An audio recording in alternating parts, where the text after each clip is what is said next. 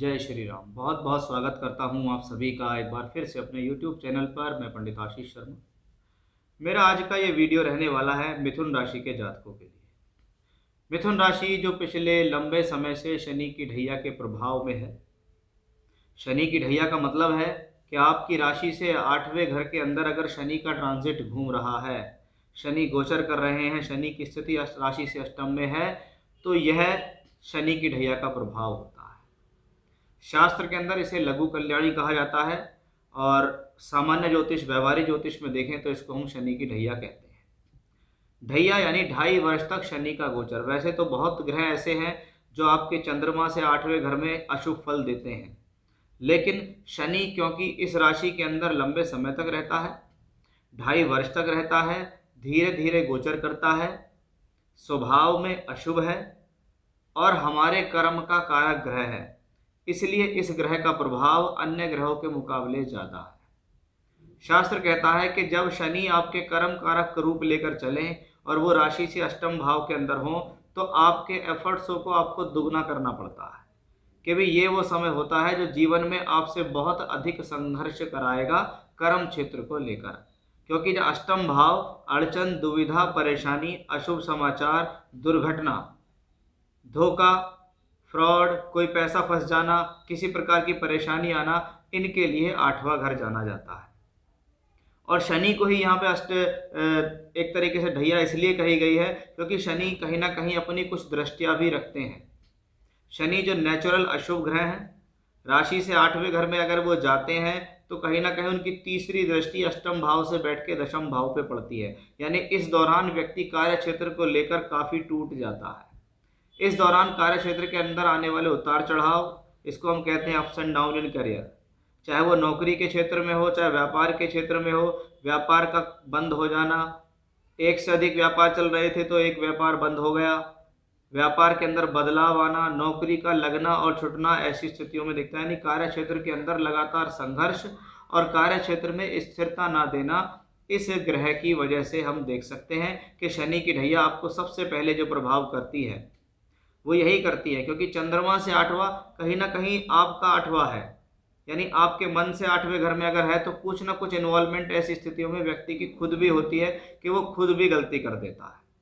वहीं शनि की दृष्टि जब धन भाव पे जाती है तो आपको धन से संबंधित चिंताएं देती हैं, धन संचय नहीं होने देता ऐसा ग्रह। पैसा जोड़ना चाहते हैं, जुड़ता नहीं है, किसी ना किसी साधन से पैसा खर्च होता रहता है, आय और व्यय बराबर हो जाती है, तो कभी कभी आय से भी अधिक खर्च आपके जीवन में लग जाते हैं।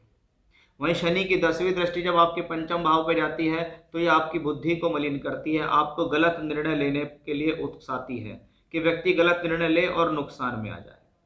ये स्थिति आपके प्रेम संबंधों के लिए मधुर नहीं है, कहीं ना कहीं प्रेम संबंधों के बीच अलगाव होता है, पढ़ाई से मन हटाता है, पढ़ाई का पूरा ना होना, अधूरा रहना, पढ़ाई में प्रॉब्लम्स आना भी इसी कॉम्बिनेशन से देखा जाता है कि भी चंद्रमा से आठवां शनि आपकी शिक्षा के लिए, आपकी बुद्धि के लिए, आपकी लव रिलेशनशिप्स के लिए और संतान के साथ संबंधों को भी प्रॉब्लम करता है। या तो संतान को प्रॉब्लम दे देगा या संतान के साथ संबंध खराब कर देगा। इस तरीके की स्थितियां इसमें आती हैं जिसको आप लोग लंबे समय से भुगत रहे हो। आपकी राशि है मिथुन राशि, जो कि वायु तत्व राशि है, यानी आपके अंदर बुद्ध, आपके जो मालिक है बुद्ध हैं और बुद्ध बुद्धिमता के प्रतीक है। यानी आपके सोच जो है आपकी वो दार्शनिक है, आप लंबी सोच रखने वाले हैं, जीवन में आगे बढ़ने की इच्छा रखने वाले हैं, योजनाएं आपके जीवन में लगातार बनती हैं, लेकिन अगर योजना सिर्फ बने और वो योजना साकार ना हो तो व्यक्ति को दुख होता है। इसी तरीके से व्यक्ति प्रताड़ित होता रहता है शनि की ढैया के अंदर। अब 17 जनवरी 2023 जब आपके जीवन में आएगा तो आपके जीवन में एक बहुत बड़ा रिलीफ आने वाला, क्योंकि आप 17 जनवरी 2023 के बाद शनि की ढैया से पूर्ण रूप से मुक्त हो जाएंगे। यानी वर्ष 2023 में देखें तो शनि अब तक राशि से अष्टम भाव में बैठकर अपनी ही राशि के आठवें घर के फल दे रहे थे, लेकिन अब वो ग्रह अष्टम से निकलकर राशि से नौवें घर में अपनी मूल त्रिकोण राशि के अंदर गोचर करते दिखाई देंगे। यानी अब भाग्य का मालिक भाग्य के स्थान में है, ईश्वरीय कृपा का मालिक ईश्वरीय कृपा के स्थान में है, लक्ष्मी त्रिकोण का मालिक लक्ष्मी त्रिकोण के स्थान में होगा, हायर एजुकेशन का कारक वही है, पिता का स्वामी भी अपने ही भाव में आ गया है। यानी कहीं ना कहीं 9th हाउस से रिलेटेड बेहतर फल आपको मिलने शुरू होने वाले हैं। 17 जनवरी 2023 जैसे ही जीवन में आएगा, आपके ऊपर से शनि की ढैया का प्रभाव खत्म हो जाएगा। शनि आपकी राशि से 9th हाउस में आएंगे और 9वां घर हमारे भाग्य का होता है, यानी सबसे पहला आपका भाग्य साथ देने लगेगा। आपके कर्म आपके काम आने लगेंगे। आप जो एफर्ट्स करेंगे, जो कर्म कर रहे हैं, उनका आपको फल मिलना शुरू हो जाएगा। कि पहले स्थिति थी 100% फल काम करा, 50% उसका रिजल्ट मिला, लेकिन अब ये ग्रह 100% काम कराएगा और 100% ही रिजल्ट देगा। चंद्रमा से 9वें घर में अगर शनि का ट्रांजिट होता है तो शास्त्र कहता है कि यह समय पिता के स्वास्थ्य के लिए ठीक नहीं होता या पिता के साथ संबंधों के लिए ठीक नहीं होता, उसका आपको ध्यान रखना है।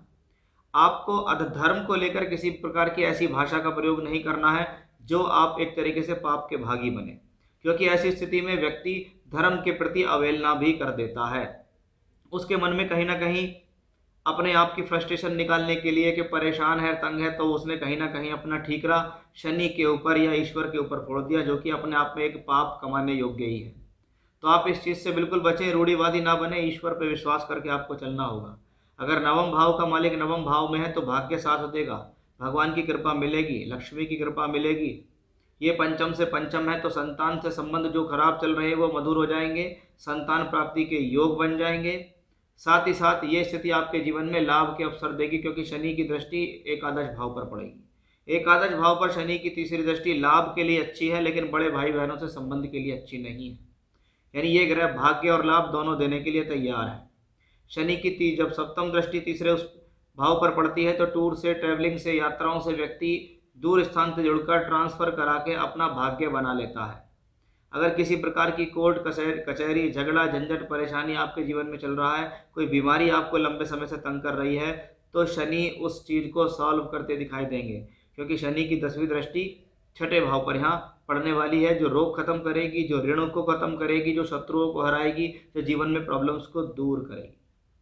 17 जून से लेकर 4 नवंबर तक शनि वक्री रहेंगे, लेकिन वक्री होकर भी ये ग्रह 9th हाउस में ही रहने हैं।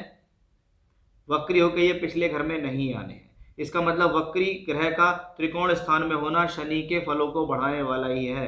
यानी हम कह सकते हैं कि शनि यहाँ फलों को बढ़ाएंगे, लेकिन हमें ये कभी नहीं भूलना चाहिए कि शनि राशि से 8वें घर का मालिक भी है, अतः वो अष्टम के रिजल्ट भी कुछ ना कुछ अवश्य देगा।